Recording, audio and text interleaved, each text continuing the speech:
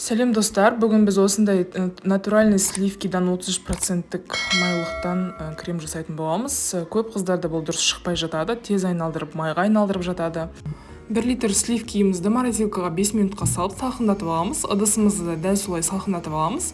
10 қасық сахарный пудра қосып, осылай жаймен араластырамыз.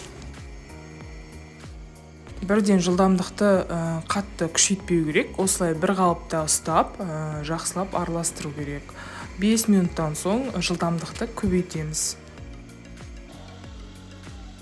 Міне осылай пенка шығып пайда болған соң, осылай тездетіп, екінші жылдамдыққа қоясыз, скоростьқа. Осылай тез айнала бастайды.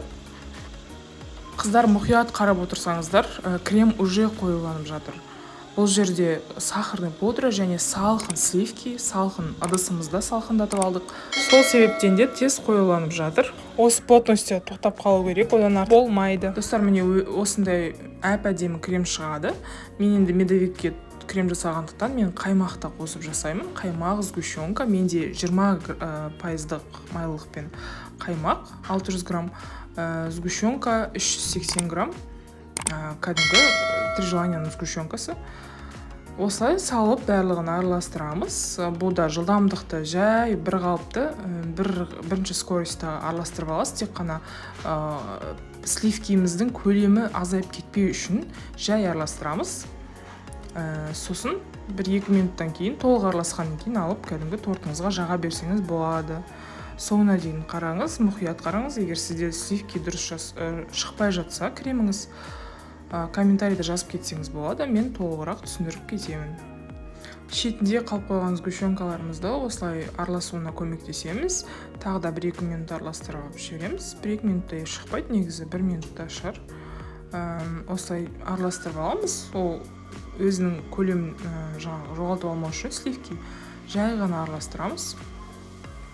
Осымен біздің креміміз дайын, қыздар.